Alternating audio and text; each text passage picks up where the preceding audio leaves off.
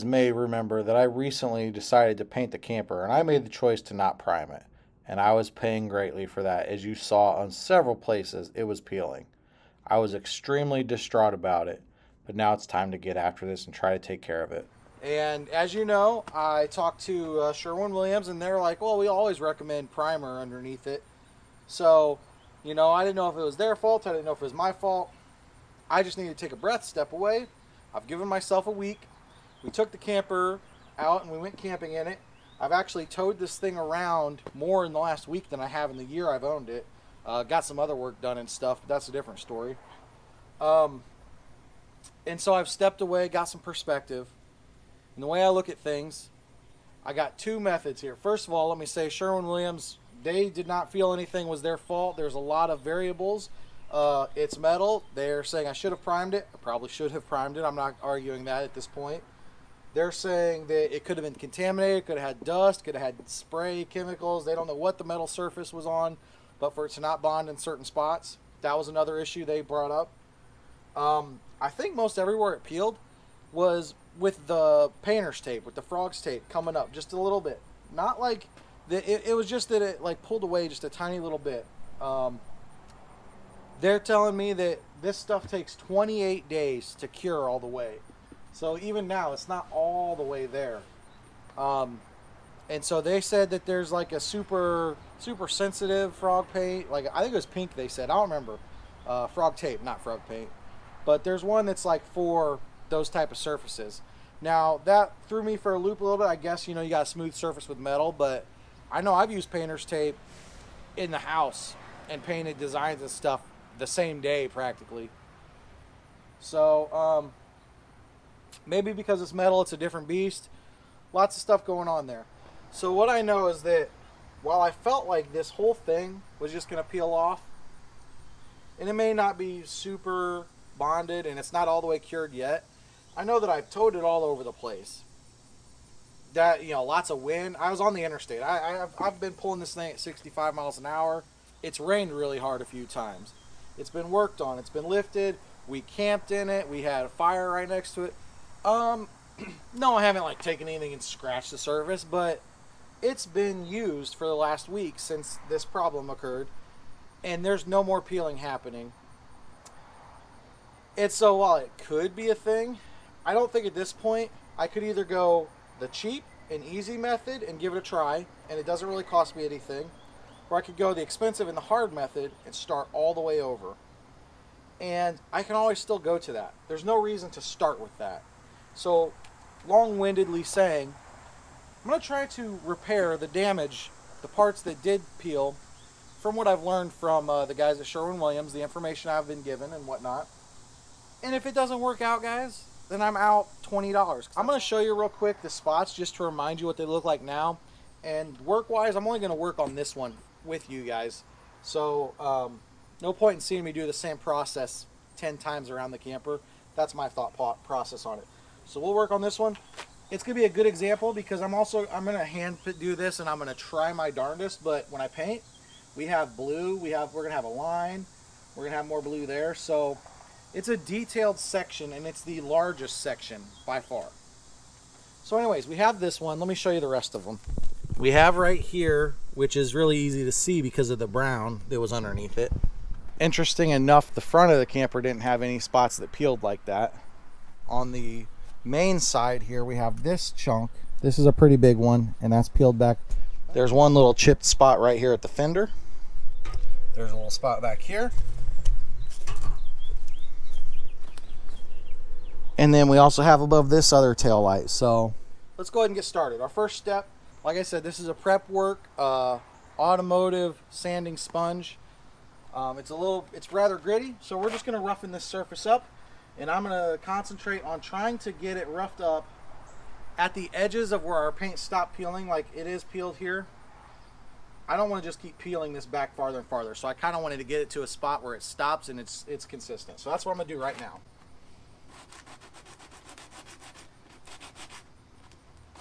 I do have a big chunk here that was bubbled up, so. See, this is what scares the crap out of me. This whole thing might, I don't know, man.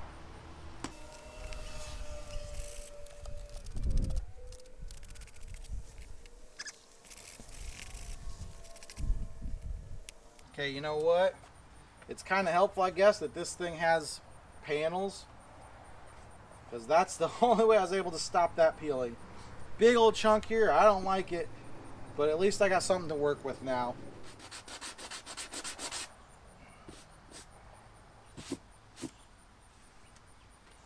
And I'm ready to move on to my next step. So the next thing that I talked to the guy at Sherwin-Williams about, the pro, that I didn't listen to originally, is that the surface could have had some grease, some oil. What kind of paint did they use necessarily? Dust even. You know, I told him I pressure washed the camper, and he said, well, you know, sometimes that helps, but it doesn't always get it all off. And so there are products. He mentioned a couple specific products you could buy to wash your, you know, metal surfaces and stuff before painting, like a paint prep product. I'm sure they're a little pricey, but he did suggest, you know, in trying to take care of this. So this is the paint guy's advice from Sherwin-Williams. Dawn dish soap, you know, using a soapy water solution. So this is just Dawn dish soap in here and water, just for easier application. I could have brought a bowl, but anyways, I'm gonna spray it down, I'm gonna wipe it down, and then I'm gonna get just clean regular water. That will clean off my surface. I know definitely now that I sanded it, we got a lot of dust here. So yeah, so now it's simple. Step number 2 is just going to be cleaning the surface up.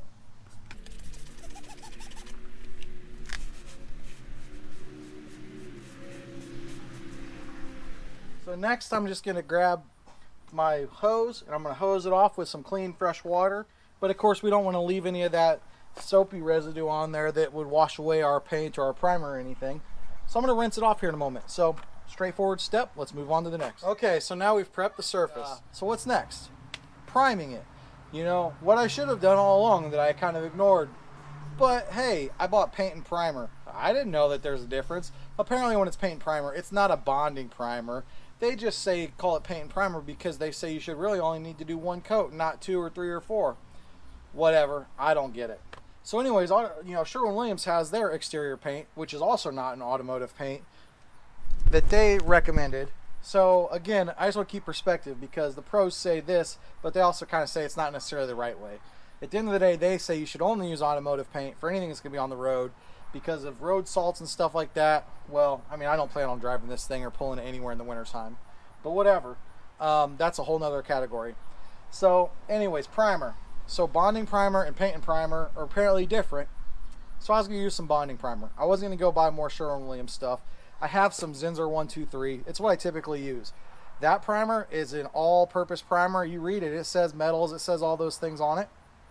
Then I happen to be talking to a friend. Used to be in the dirt track racing scene and all that stuff. He also actually used to be a professional painter. He was in the Painters Union. And he told me that for their race cars, they used to use etching primer for raw aluminum, you know, the bodies on those cars. And I've never heard of etching primer. So I looked it up. I Googled it. Etching primer basically is a little bit acidic.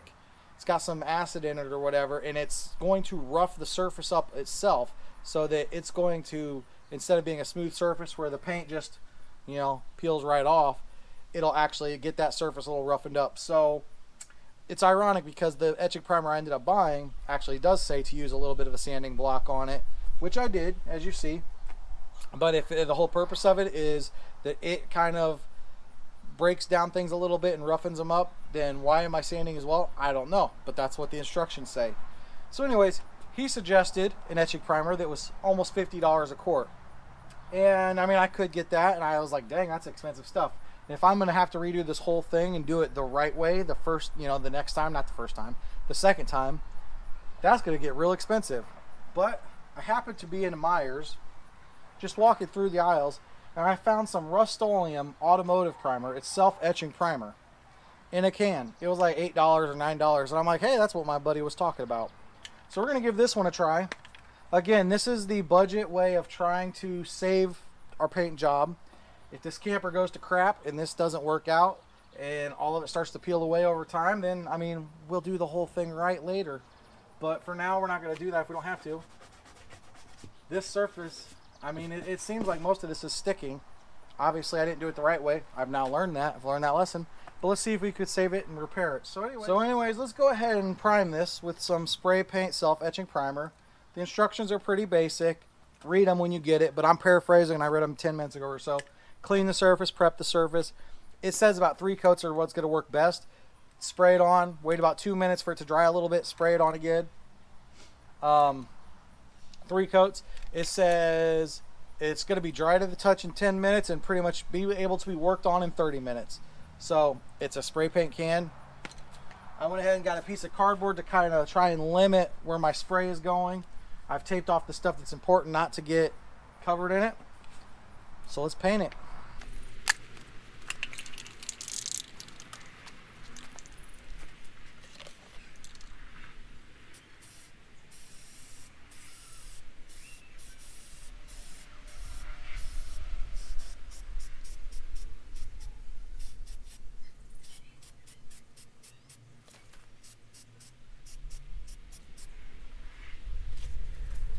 I basically went around, walked away, went and did something else for a minute, came back, went around, and then it's the same thing. So left it for a couple hours. It's ready to go. It says it only takes 30 minutes.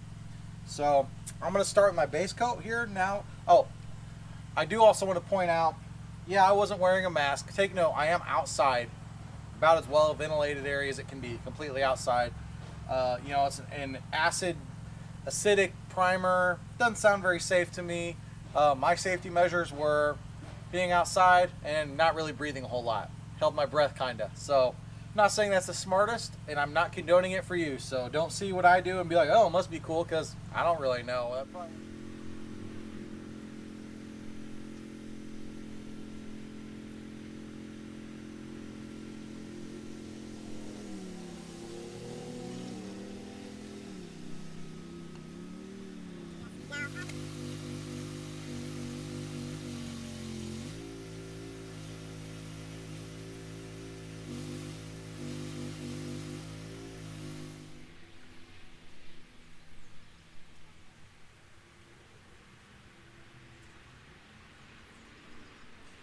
Looks like crap, doesn't it?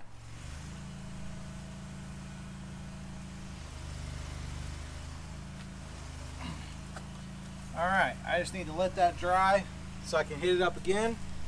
Hopefully it gets rescued once we start doing the blue. Get those lines crisp. Either way, I'll be back in a little bit. Okay guys, so yeah, I did my 3 coats of the cream color. Obviously each one of them needed quite some time to dry, so that's really slowed down our progress.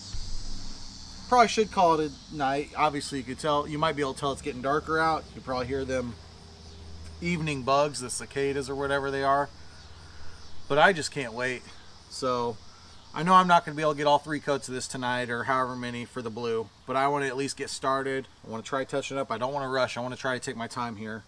So let's go ahead and just get working on this other color.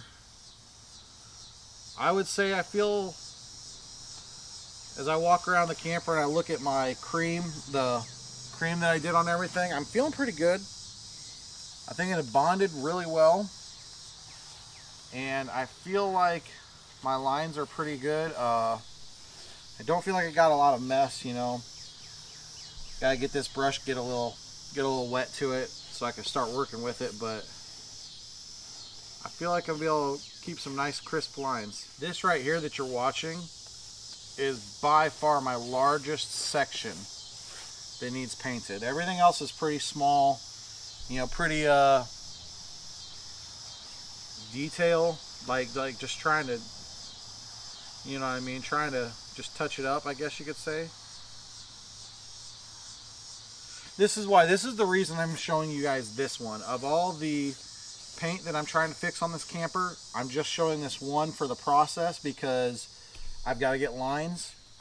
You know, it went from the cream to the blue, and it's by far the largest section that peeled. And I'm working around my tail light here. I may have to come back with that other brush, especially with that dribble I just had there.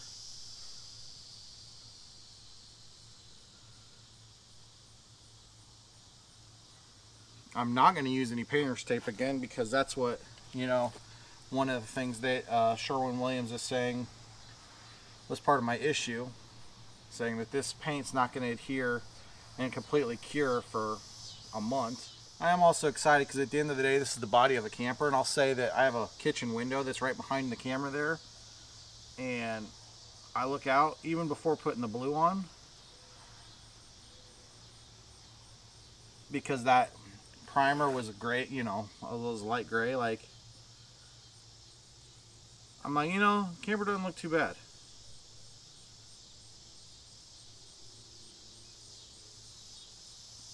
Even before I'm working on this right now. So I think we're going to be able to save this, guys. I was devastated a few days ago. I think things are going to end up being okay. Now, will the rest of the paint job hold up? I won't be able to answer that question for you this week in this video, but time will tell. This brush is not cooperating with me as well as it was when it was brand new.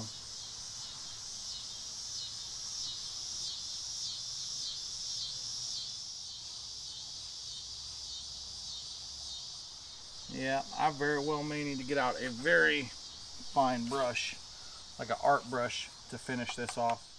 And I'm trying to stay optimistic here because, alright, so if I'm up very close, I can tell there's some blurs in there. When we back up even just this far, you know, it doesn't look, I mean, you don't see that it's, you don't see those details of it.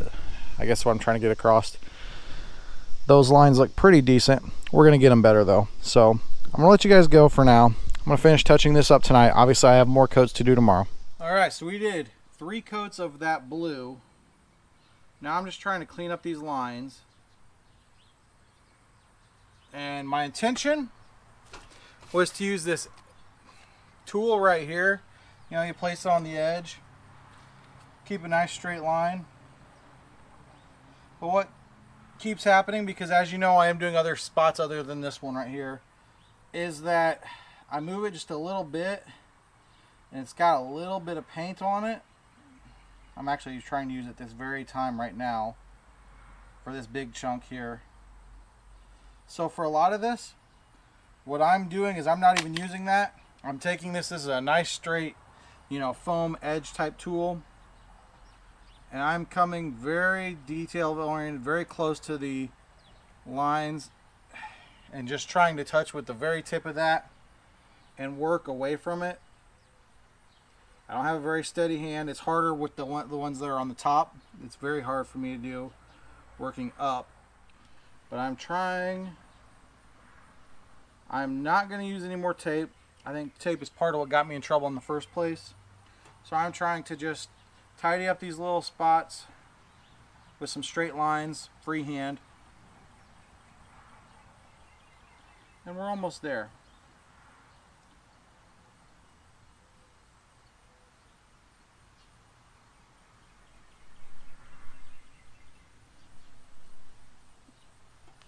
Here's one thing to remember. This is a camper. It's a large automobile type piece. Either you're going to see this on the road or in a campground. You're usually not going to be looking at it as close up as I am right now. So like the fact that this line is ever so slightly not straight is not going to be that noticed, especially when you step away a little bit. And I'm trying not to make things worse, because it's real easy to try to get perfect and then make things worse than they are. So I'm going to go through and show you these spots I've touched up and repaired for now. Of course, the main one we've been working on is around this tail light. That was the largest section. It went all the way up to here, all the way down to there. I feel like it's pretty fair, pretty decent. And as I said, I'm not messing with the lines. I'm not doing any more tape. I'm not peeling any of this back. That's where my problem started. So we're freehanding. We have to do as good as we can. I think in all, like I'll show you, we just step back. I think the camper looks pretty darn good. But if you get up close, you will see some details. We patched a spot around here, primed it and whatnot. That was one of them. That was all solid blue, so that one wasn't too difficult to handle. And perspective wise, let's just stand here at a normal distance. I mean, I'm 6 feet away from the camper. It looks pretty darn good. You can pick apart some minor details, but like, come on. Had a little bit of touch-up work down here around this light, and in this area, this whole line right here, that is a hand-painted one. That's probably the most noticeable because it's not super straight. It's one of those where Me, the person that did the work, is going to notice it probably every time I'm camping and every time I'm using the camper. Others probably won't even notice. I think I have to give myself a little bit of a break and, you know, chill out about that. Like, it's not terrible. We touched up one spot there, and here was another spot that was pretty rough where we fixed the line. There was a spot here I took care of. There was a spot above this light I took care of, and of course this light, and then back to our original light. So here's the moral of our story for repairing the paint issues. I don't have a lot of faith that this is going to be the most durable, hold up forever paint job on this camper. If I keep this thing a few years, it may get repainted. For now, it's not getting repainted. It's done. I'm not hiding it. There's nothing to hide. Lesson learned, I will prime. The next time I paint a camper, if I keep remodeling them, the next time I paint metal, it's getting a little bit, it's just a general coat of sanding down and it's getting primed. I don't know if I'm just going to take my time next time, like, and really, like they told me it takes 28 days for that paint to cure. I might do one coat of paint and not even touch it for another month, but that's the moral. Prime it. I did the wrong way. I have saved it for now. I don't know that this is a permanent fix. This camper might not, the paint job on the outside might not hold up forever, but I think we did all right in the end, and I think it looks pretty good. I think I can be proud of this work. I think I could take a sigh of relief. We'll see how well it holds up. 'Cause I think my repairs will hold up. We'll see how well the rest of the paint on this camper holds up. Is it gonna bond to and into here at this point? Or is it just gonna slowly start coming off? Only time will tell. Like, comment, and subscribe. See you guys next time.